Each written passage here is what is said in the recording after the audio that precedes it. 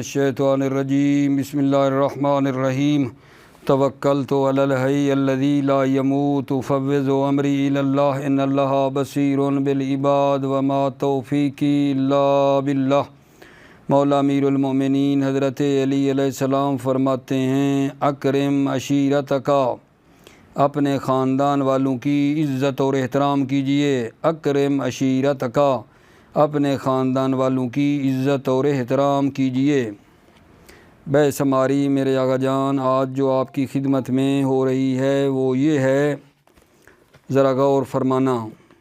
الفصل الثامن النسخ والتخصیص، بے شماری نسخ اور تخصیص کے بارے میں ہے۔ نسخ اور تخصیص کے درمیان کیا فرق ہے؟ عرض خدمت ہے کہ جو تخصیص ہوتی ہے اس کو کہتے ہیں تخصیص دفع ہے، اور نسخ جو ہے وہ رفع ہے۔ کیا مطلب؟ تخصیص دفع ہے اور نسخ رفع کو کہتے ہیں۔ دفع یعنی جلوگیری، فرض کریں ایک مرض آئی نہیں ہے لیکن اس کے آنے سے پہلے کوئی ایسی چیز کھانا تاکہ کوئی مرض وغیرہ اس کے ساتھ نہ لگ سکے، یعنی کوئی دفاعی چیز پہلے سے اس کا دفاع کرنا تاکہ مرض بندے کو لگے ہی نہیں، اس کو کہتے ہیں دفع، یعنی لگنے سے پہلے اس کا انتظام اور بندوبست کر لینا۔ اور نسخ کہتے ہیں رفع کو، جیسے بندہ ایک مرتبہ مریض ہو جاتا ہے تو علاج کرنے کے بعد اس مرض کو اٹھایا جاتا ہے۔ نسخ کہتے ہیں رفع کو اور تخصیص کہتے ہیں دفع کو۔ ٹھیک ہے، یہ تو ایک آقا جان فرق ہے جو آپ کی خدمت میں پیش کیا ہے۔ اور کیا ہے؟ اور وہ یہ ہے کہ ارادہ جدی مولا شروع سے ہی خاص کے ساتھ تعلق ہوتا ہے، تخصیص کے ساتھ تعلق ہوتا ہے۔ ارادہ جدی مولا جو ہے شروع سے ہی خاص کے ساتھ ہوتا ہے۔ مثلا مولا کہے اکرم العلماء، پھر کہے ولا تکرم الفساق، تو مولا کا جو ارادہ ہے وہ ارادہ جدیہ وہ شروع سے ہی علماء عدول کے ساتھ ہے۔ ٹھیک ہے نا؟ لیکن تخصیص میں جو ہے میرے بچے یہ ہوتا ہے کہ ارادہ جدیہ جو ہے وہ عام کے ساتھ ہوتا ہے۔ نسخ میں ارادہ جدیہ عام کے ساتھ ہوتا ہے، ٹھیک ہے۔ بعد میں جو ہے وہ ارادہ جدیہ کو اٹھا لیتا ہے، بعد میں ارادہ جدیہ کو وہ اٹھا لیتا ہے۔ دوبارہ یہ بات سننا، نسخ اور تخصیص کے بارے میں فرق بتا رہا ہوں کہ تخصیص میں ارادہ جدی یہ مولا شروع سے ہی خاص کے ساتھ تعلق ہوتا ہے، ٹھیک ہے نا۔ لیکن نسخ میں ارادہ جدیہ عام کے ساتھ ہوتا ہے، بعد میں آ کر اس کو وہ اٹھا لیتا ہے، ٹھیک ہے۔ جیسا کہ مثال عرض کی ہے تخصیص کے لیے کہ مثلا مولا نے فرمایا اکرم العلماء، پھر فرمایا لا، بعد میں چند دنوں کے بعد لا تکرم الفساق، تو مولا کا ارادہ شروع سے ہی ارادہ جدی یہ تھا کہ علماء عدول کا احترام ہو، ٹھیک ہے۔ لیکن نسخ میں ارادہ جدیہ عام کے ساتھ ہوتا ہے، بعد میں وہ ارادہ جدیہ کو اٹھا لیتا ہے۔ دوسرا آقا جان فرق یہ ہے کہ تخصیص جو ہے وہ افراد میں ہوتی ہے، تخصیص افراد میں ہوتی ہے، اور نسخ جو ہے اس میں تخصیص ازمان میں ہوتی ہے۔ فرق رکھنا، تخصیص افراد میں ہے اور تخصیص جو ہے وہ کیا ہے آقا جان؟ افراد میں ہوتی ہے، اور نسخ میں جو ہے تخصیص ازمان میں ہوتی ہے، نسخ میں تخصیص ازمان میں ہوتی ہے۔ اور تیسرا فرق یہ رکھ لیتے ہیں کہ جو تخصیص ہے، ٹھیک ہے نا، اس میں یہ ہوتا ہے کہ وہ جو مخصص ہے وہ عمل کرنے سے پہلے، مولا کی طرف سے جو حکم آیا ہے اس پر عمل کرنے سے پہلے خاص آ جانا چاہیے۔ ضروری ہے کہ تخصیص جو مولا نے ایک حکم عام صادر کیا ہے اس حکم عام سے پہلے پہلے خاص کو ذکر کر دے، ضروری ہے۔ لیکن نسخ میں اس کا عکس ہے، نسخ میں جو مولا نے حکم بیان کیا ہے وہ اس پر کچھ عرصہ عمل کرنے کے بعد مخصص آنا چاہیے۔ بات کلیئر ہوئی یا نہیں؟ تخصیص میں مولا کا جو حکم عام تھا اس پر عمل کرنے سے پہلے پہلے تخصیص کا آنا ضروری ہے، لیکن نسخ جو ہے کچھ عرصہ حتماً عمل کے بعد آنی چاہیے۔ تین تو میں نے یہ فرق بتا دیے، ایک فرق شروع سے بتایا تھا، ٹھیک ہے، کہ تخصیص دفع ہے اور نسخ رفع ہے۔ دفع اور رفع کا بھی فرق بتایا۔ رفع وہاں ہوتی ہے جہاں ایک چیز آ چکی ہو اور پھر اس کو اٹھایا جائے، دفع آنے سے پہلے اس کو پیچھے دھکیلا جاتا ہے اور ہٹایا جاتا ہے، ٹھیک ہے۔ یہ تقریباً 4 فرق تقریباً بن گئے ہیں نسخ اور تخصیص کے درمیان۔ ایک مرتبہ پھر سننا، تخصیص میں ارادہ جدی مولا شروع سے ہی خاص کے ساتھ ہوتا ہے، لیکن نسخ میں ارادہ جدی مولا عام کے ساتھ ہوتا ہے۔ 2 تخصیص افراد میں ہوتی ہے، نسخ ازمان میں ہوتی ہے۔ 3 تخصیص جو ہے مولا کے عام پر عمل کرنے سے پہلے خاص کا آنا ضروری ہے، لیکن نسخ میں عمل کرنے کے کچھ عرصہ بعد وہ جو ہے نا نسخ آنی چاہیے۔ اور چوتھا یہ ہے کہ تخصیص دفع ہے، نسخ رفع ہے۔ یہ میں نے پورا جناب جو ہے نا مطلب ہے اس کا جو فرق ہے نسخ اور تخصیص کا وہ میں نے خلاصہ کی شکل میں آپ کی خدمت میں پیش کر دیا ہے۔ اگرچہ نسخ اور تخصیص کے درمیان جو فرق ہے نا یہ جو ہم نے درس شروع کی اس کی آخر میں جا کر بیان کیا ہے، لیکن میں نے مناسب سمجھا ہے کہ جب یہ ہم ٹاپک پڑھ رہے ہیں نسخ و تخصیص تو پہلا سوال تو ذہن میں آ جائے گا عزیزوں کے کہ پتہ نسخ کیا ہے اور تخصیص کیا ہے۔ نسخ اور تخصیص کے درمیان فرق جو اگرچہ اس کتاب اس درس کے آخر میں ہے جو آج شروع کیا ہے، میں نے شروع سے ہی آپ کی خدمت میں یہ پیش کر دیا ہے، ٹھیک ہے۔ جب نسخ اور تخصیص کے درمیان فرق واضح ہو گیا تو آؤ بسم اللہ، نسخ کا لغوی معنی کیا ہے؟ نسخ کا لغوی معنی ہوتا ہے برطرف کرنا، زائل کرنا، اور اصطلاحی معنی جو نسخ کا ہے وہ یہ ہے حکم شرعی کو اٹھا لینا۔ ایک دلیل شرعی جو متأخر ہے، ایک دلیل شرعی جو بعد میں آئی اس کے ذریعے سے حکم شرعی کو اٹھا لینا، یہ نسخ کہلاتی ہے اصطلاحی میں۔ دوسری دلیل کے ذریعے سے حکم شرعی کو اٹھا لینا اس معنی میں کہ اگر یہ دوسری دلیل نہ آتی تو یہ حکم شرعی جو پہلا ہے نا وہ ہمیشہ ہمیشہ ثابت رہتا۔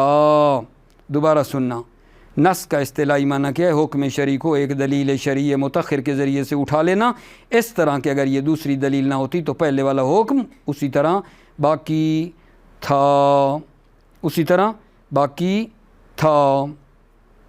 تو اس سے معلوم ہو گیا کہ نسخ جو ہے وہ تخصیص ازمانی ہے، نسخ جو ہے تخصیص ازمانی ہے، یعنی مانے ہے استمرار حکم سے، استمرار حکم سے وہ مانے ہیں، حکم کو آگے جاننے سے کیا کرتی ہے آگے جان؟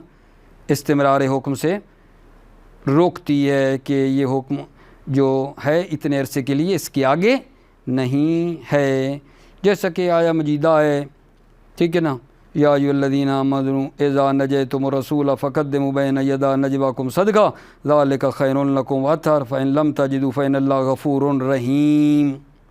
یہ آیا مجیدہ آئی ہے جس میں بتایا جا رہا ہے، میں ترجمہ آپ کے لیے کروں گا، کہ اے ایمان والو جب رسول اللہ سے نجوہ کرو، خلوت کرو، کوئی ان سے بات کرو تو پہلے صدقہ دیا کرو، یہ تمہارے لیے بہتر ہے۔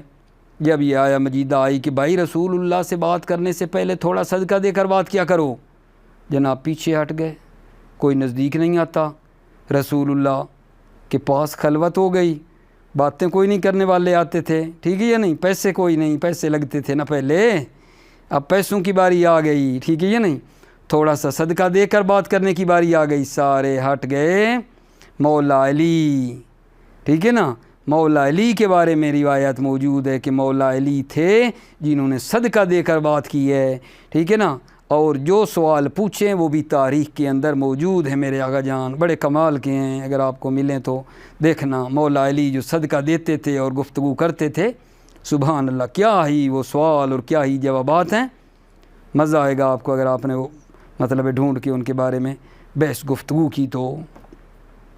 پھر آقا جان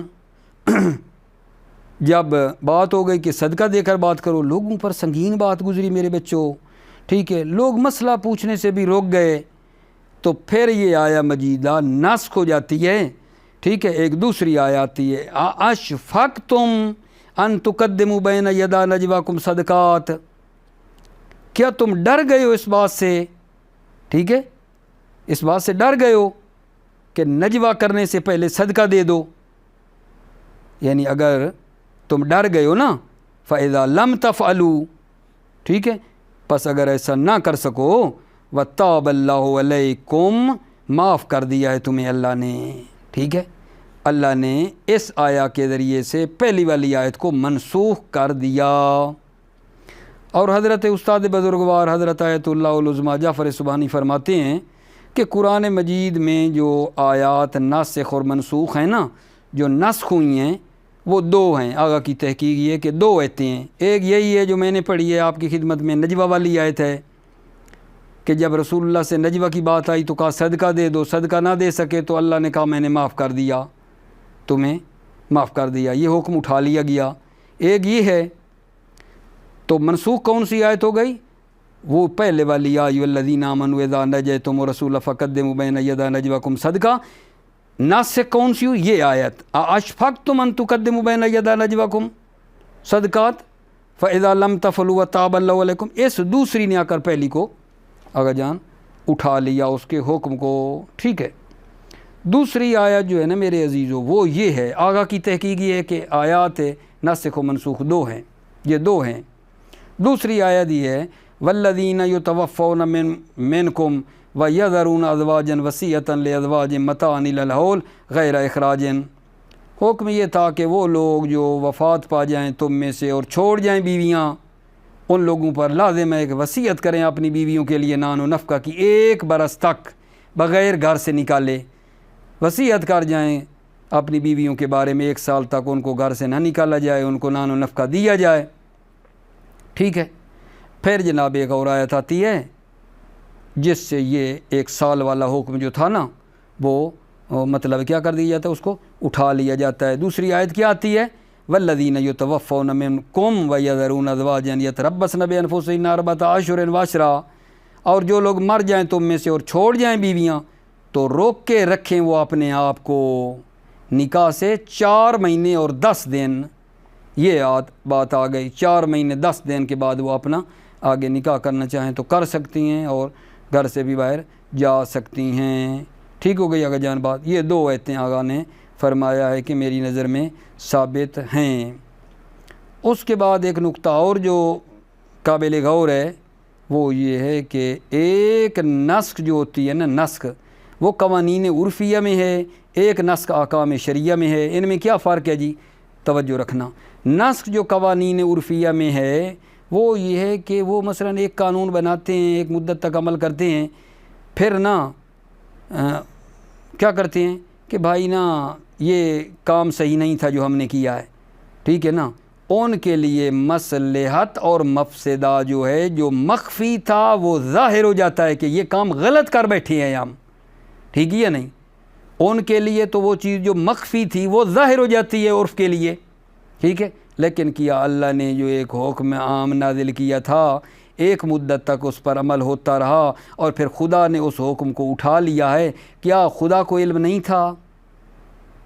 خدا کو علم نہیں تھا؟ نا نا نا نا نا، خدا کو علم تھا، تا ابد علم تھا، مصلحت اس میں تھی کہ خدا نے شروع سے نہیں بتایا کہ یہ حکم کتنے دنوں کے لیے ہے، شروع میں حکم کو عمومی بتا دیا ہے، بعد میں آ کر بتایا کہ اب اس حکم پر عمل کرنے کی مدت ختم ہو چکی ہے، اس کے آگے نہیں ہے۔ قوانین عرفیہ میں یہ ہے کہ ان کو مصلحت مفسدہ کا پتہ نہیں چلا، غلطی ان کی ظاہر ہوتی ہے، لیکن اللہ میں ایسے نہیں ہے. اللہ کو شروع سے ہی پتہ تھا، لیکن اللہ نے مصلحت اس میں تھی کہ اس حکم کو ایک مدت تک اس طرح رکھا اور بعد میں آ کر اس حکم کو اٹھا لیا ہے. اللہ علیم ہے، اللہ حکیم ہے. نہ کہ مثلا ایک حکم کو اللہ بیان کرتا ہے اور پھر کچھ عرصے کے بعد اللہ اس کو اٹھاتا ہے، پتہ چلتا ہے کہ مثلا لوگوں کی طرح کہ یہ تو ہماری غلطی ہو گئی تھی اور یہ ٹھیک نہیں ہے. یہ کوئی بات ہے اللہ کے بارے میں؟ نہ اللہ نے پہلے والا حکم جو بھیجا ہے مصلحت کے تحت بھیجا ہے، ٹھیک ہے، اتنی مدت کے لیے. اس کے بعد آ کر اس حکم کو اللہ شروع سے ہی جانتا ہے کہ اس کی مدت اتنی ہے، ہمیں نہیں بتایا تھا، ٹھیک ہے، پھر آ کر اس کو اٹھا لیتا ہے. ٹھیک ہے جان. اور آخر میں جو ہے نا وہ تخصیص اور نسخ کے فرق ہیں جو کہ میں آپ کو پہلے بتا چکا ہوں. آئیے آپ کی خدمت میں ترجمہ کرتے ہیں، توجہ فرمانا لطفاً. بسم اللہ الرحمن الرحیم. توکلت علی اللہ. الفصل الثامن، 8ویں فصل. النسخ والتخصیص. نسخ اور تخصیص کے بارے میں ہے.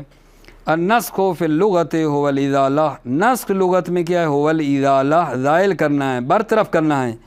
وفی الاصطلاح رفع الحکم شرعی بدلیل شرعی متأخر علی وجہ لولا لکان ثابتا. اصطلاح میں یہ حکم شرعی کو اٹھانا ہے دلیل شرعی متأخر کے ذریعے سے اس طرح. لولا لکان ثابتا، لولا اگر دلیل متأخر نہ ہوتی لکان ثابتا تو حکم شرعی اصلی اولی ثابت تھا. توجہ میرے بچے میرے عزیز. وبذالک علم ان النسخ تخصیص فی الاضمان. پس اس سے معلوم ہو گیا کہ نسخ تخصیص ہے اضمان میں. ایمان ان استمرار الحکم لا ان اصل ثبوت ہی. یعنی تخصیص، نسخ جو تخصیص ہے اضمان میں یعنی مانے ہے حکم کے استمرار سے کہ حکم آگے بھی چلے، مانے ہے حکم استمرار سے، نہ کہ اصل ثبوت حکم سے مانے ہے. اصل ثبوت حکم ہے، ثابت ہے اصلی حکم، آگے آ کر اس کو آگے اس کے استمرار کو اٹھا لیتی ہے کہ آگے عمل نہ کرو. وَلْنَذْكُرْ مِثَالًا. وَلْنَذْكُرْ چاہیے کہ ہم ذکر کریں مثالاً، مثال کو. قال سبحان اللہ، سبحانہ نے فرمایا یا ایھا الذین آمنوا اذا نجیتم الرسول فقدموا بین یدی نجواکم صدقہ ذلک خیر لکم واطہر فإن لم تجدوا فإن اللہ غفور رحیم. اے لوگو جو ایمان لائے ہو، جب تم رسول اللہ کے ساتھ نجوا کرو، ٹھیک ہے، نجوا کرو یعنی کوئی علیحدگی میں بات کرنا چاہو، کیا کرو؟ فقدموا بین یدی نجواکم صدقہ، تو اپنے نجوا سے پہلے صدقہ دو. ذالک خیر لکم، ٹھیک ہے نا، یہ تمہارے لیے خیر ہے. واطہر، اور یہ تمہارے لیے پکیزہ ہے. فإن لم تجدوا، ٹھیک ہے، اگر نہ پاؤ، فإن اللہ غفور رحیم، ٹھیک ہے نا، تو بے شک اللہ غفور اور رحیم ہے. یہ بات یہ ہو گئی. فرض اللہ سبحانہ علی المؤمنین، اللہ سبحانہ نے فرض کیا ہے مومنین پر. اذا ارادوا المناجات الرسول ان یقدموا قبلہ صدقۃ، کہ جب وہ ارادہ کریں رسول اللہ کے ساتھ مناجات کرنے کا تو وہ کیا کریں؟ یقدموا ان یقدموا قبلہ صدقۃ، کہ وہ مناجات سے پہلے صدقہ کو مقدم کریں، صدقہ دیں. توجہ رکھنا. ثم لما نہوا عن المناجات حتی یتصدقوا ظن کثیر منہم من التصدق، اور جب منع کیا گیا مناجات کرنے سے حتیٰ کہ صدقہ دے دیں، ظن کثیر منہم، تو بہت سے لوگوں پر یہ بات سنگین ہوئی، ظن سنگین ہوئی، سخت ہوئی صدقہ دینا. ظن کثیر منہم، ان میں سے بہت سے لوگوں کے لیے سنگین ہوا صدقہ دینا. حتیٰ کفوا عن المسلۃ، حتیٰ مسئلہ پوچھنے سے رک گئے. فلا یناجیہ الا علی بن ابی طالب علیہ السلام بعد ما تصدقا، فلا یناجی رسول اللہ سے مناجات نہ کی سوائے علی بن ابی طالب علیہ السلام کے بعد ما تصدقا، جب اس کے بعد کے صدقہ دیا، صدقہ دینے کے بعد. ثم نسخت الآیۃ بما بعد، پھر آیا نسخ ہو گئی اس کے بعد. قال سبحان اللہ، سبحانہ نے فرمایا اشفقتم ان تقدموا بین یدی نجواکم صدقات فاذا لم تفعلوا وتاب اللہ علیکم فاقیموا الصلاۃ وآتوا الزکاۃ واطیعوا اللہ ورسولہ واللہ خبیر بما تعملون. توجہ رکھنا ترجمے پہ۔ اشفقتم ان تقدموا بین یدا نجواکم صدقات، کیا تم ڈر گئے ہو اس بات سے کہ پیش کرو اپنی علیحدگی کی گفتگو سے پہلے صدقات؟ فَإِذْ لَمْ تَفْعَلُوا، پھر اگر ایسا نہ کر سکو، وَتَابَ اللَّهُ عَلَيْكُمْ، اور معاف بھی کر دیا ہے تمہیں اللہ نے، فَأَقِيمُوا الصَّلَاةَ، تو قائم کرو نماز، وَآتُوا الزَّكَاةَ، اور زکوٰۃ دو، وَأَطِيعُوا اللَّهَ وَرَسُولَهُ، اور اللہ اور کے رسول کی اطاعت کرو، وَاللَّهُ خَبِيرٌ بِمَا تَعْمَلُونَ، اور اللہ خبیر ہے جو کچھ تم عمل کرتے ہو۔ ان النسخ فی القرآن الکریم نادر جدا، نسخ جو قرآن کریم میں ہے وہ بہت ہی نادر ہے۔ ولم ناصر علی النسخ فی الکتاب، اور ہم نے قرآن مجید میں نسخ کو پیدا نہیں کیا الا فی آیتین، مگر 2 آیتوں میں، احدہما ما عرفت، ان دونوں میں سے ایک یہ ہے جو آپ نے پہچانا بھی، یہی آیت جو پڑھی، والثانیۃ قول سبحانہ، اور دوسری جو ہے یہ قول سبحانہ ہے۔ والذین یتوفون منکم ویذرون ازواجا وصیۃ لازواجہم متاعا الی الحول غیر اخراج، اور جو لوگ وفات پا جائیں تم میں سے اور چھوڑ جائیں بیویاں، لازمین پر وصیت کرنا اپنی بیویوں کے لیے نان و نفقہ کی 1 برس تک بغیر گھر سے نکالے۔ واللام فی الحول اشارۃ الی الحول المعہود بین العرب قبل الاسلام، لام جو حول کے اوپر ہے، الحول یہ اشارہ ہے اس سال کی طرف جو اسلام سے پہلے عرب کے درمیان تھا، حیث کانت النساء یعتددن الی الحول، چونکہ عورتیں جو ہے نا 1 سال تک عدت گزارتی تھیں۔ وقد امضاء القرآن، اور قرآن کریم نے اس کا امضاء کیا، کبعض ما امضاء من السنن الرائج فیہ، جس طرح قرآن نے امضاء کیا اور اس پر مہر لگائی سنت جو رائج تھیں، لمصلحت، مصلحت کی خاطر، ہو اعلم بہا، کہ وہ اللہ زیادہ بہتر جانتا ہے اس مصلحت کو۔ ثم نسخت بقول سبحانہ، پھر اللہ سبحانہ کے قول سے نسخ ہو گئی، والذین یتوفون منکم ویذرون ازواجا یتربصن بانفسہن 4 اشہر وعشرا، توجہ رکھنا، اور جو لوگ مر جائیں تم میں سے اور چھوڑ جائیں بیویاں تو روک کے رکھیں وہ اپنے آپ کو نکاح سے 4 مہینے اور 10 دن۔ وبذالک یعلم انہ یشترط فی النسخ وقوع العمل بالمنسوخ فترۃ، اس سے معلوم ہو گیا کہ شرط ہے نسخ میں کہ عمل واقع ہوا ہو منسوخ پر، فترتاً، ایک زمانہ منسوخ کے اوپر عمل ہوا ہو، ثم ورود الناسخ بعدہ، پھر اس کے بعد ناسخ آیا ہو۔ وإلی ھذا یشیر کلام الاصولیین حیث یقولون یشترط فی النسخ حضور العمل، اور اسی بات کی طرف اصولیوں کے کلام میں اشارہ ہے کہ جو کہتے ہیں کہ نسخ میں حضور عمل کی شرط لگائی گئی ہے۔ ان النسخ فی القوانین العرفیہ، اب یہاں سے نا تھوڑا سا وہ بات بتا رہے ہیں کہ نسخ قوانین عرفیہ میں اور نسخ جو احکام الہیہ میں، ان کے درمیان بھلا کیا فرق ہے؟ توجہ، ان النسخ فی القوانین العرفیہ یلازم البداء، نسخ قوانین عرفیہ میں ملازم بدا ہے۔ بدا کیا ہے جی؟ اے ظہور ما خفی له من المصالح والمفاسد، یعنی ظاہر ہو جائے جو ان کے لیے مخفی تھا مصالح اور مفاسد، ٹھیک ہے یہ نہیں؟ بدا کا کیا معنی ہے؟ اے ظہور ما خفی لهم، ظاہر ہو جائے جو ان کے لیے مخفی تھی چیز، کیا چیز؟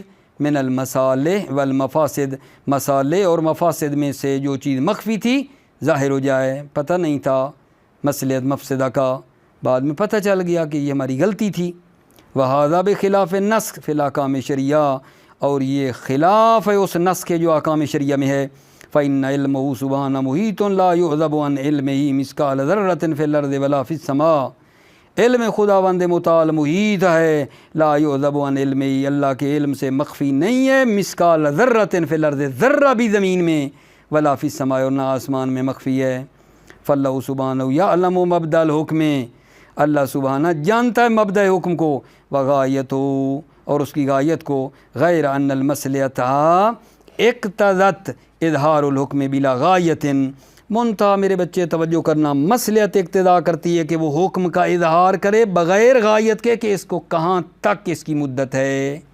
مصلحت کا تقاضا ہے کہ وہ حکم کا اظہار کرتا ہے بغیر غایت کے، بغیر ایک جگہ بتائے لکنہ فی الواقع مغیّا، لیکن وہ حکم واقع میں حقیقت میں محدود ہے۔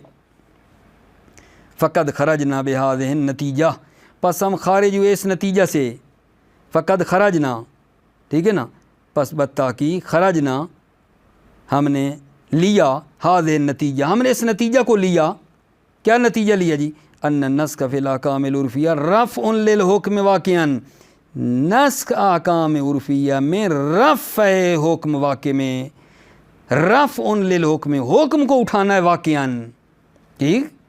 وَلَكِنَّهُ فِي الْأَحْكَامِ الْإِلَٰهِيَّةِ دَفْعٌ لا، لیکن نسخ احکام الہیہ میں دفع لا، دفع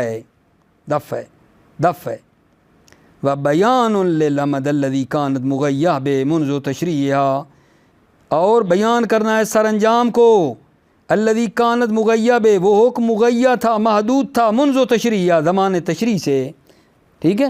ولا مانع من اظہار الحکم غیر المغیّہ، کوئی اشکال اور معنی نہیں ہے کہ حکم کا اظہار کرے اللہ غیر المغیّہ، محدود کیے بغیر، وہو فی الواقع محدود، اور وہ واقع میں محدود ہو، کوئی معنی نہیں ہے حکم کا اظہار کرے محدود کیے بغیر، اور وہ حکم واقع میں محدود ہے، کیوں کوئی معنی نہیں ہے؟ ولا معنی کیوں جی؟ ولا معنی من اظہار الحکم کیوں؟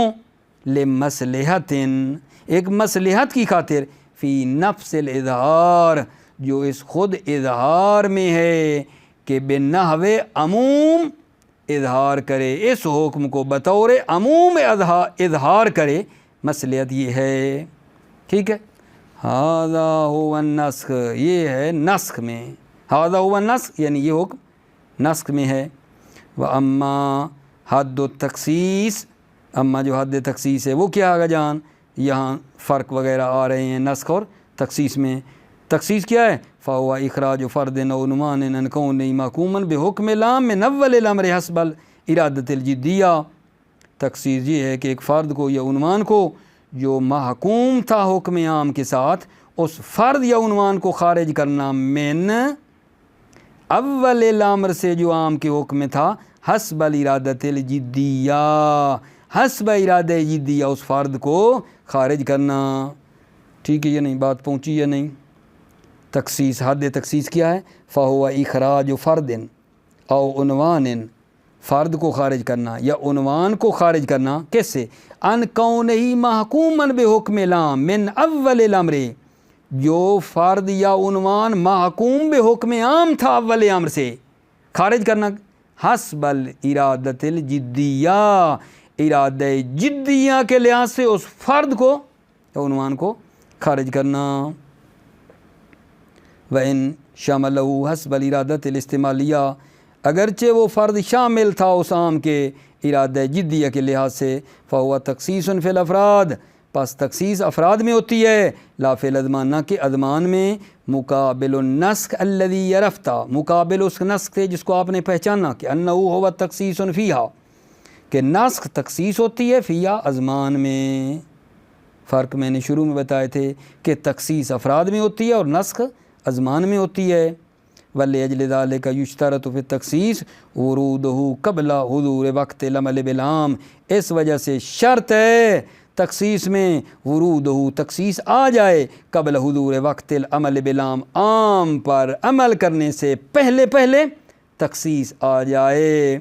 وَإِلَّا، اگر تخصیص نہ آئے فَلَوْ عُمِلَ بِالعام، اگر وہ عام پر عمل کرے، ثم وردت تخصیص، پھر تخصیص آئے، عام پر عمل کرنے کے بعد تخصیص آ جائے، یلزم تاخیر البیان عن وقت الحاجہ، تو لازم آتا ہے بیان مؤخر ہے وقت حاجت سے، حالانکہ حاجت پہلے تھی، اب وہ عمل ہی ہو چکا، اب بیان کرے تو کس معنی میں، کیا فائدہ اس کا، ٹھیک ہے۔ اگر تخصیص کو بعد میں بیان کرے، لازم آتا ہے تاخیر بیان عن وقت الحاجت، لازم آتا ہے، کیونکہ حاجت پہلے تھی، پہلے بیان نہیں کیا، جب میں عمل کر چکا تو اب بیان کرے تو کیا فائدہ۔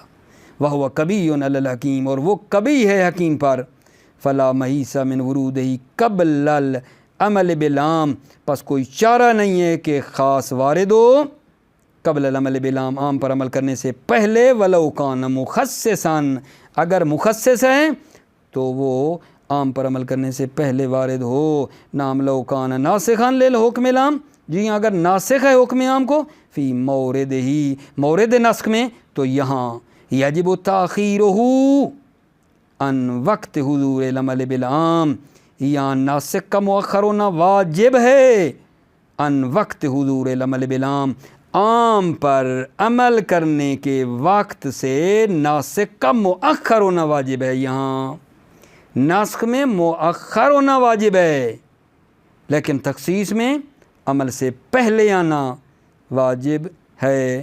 تم الکلام فی المقصد الرابع، کلام جو ہے مقصد رابع میں تمام ہو گئی. والحمدللہ. موفق مید رہو میرے بچے. سلامتی ہو آپ عزیزوں کی. السلام علیکم ورحمۃ اللہ وبرکاتہ.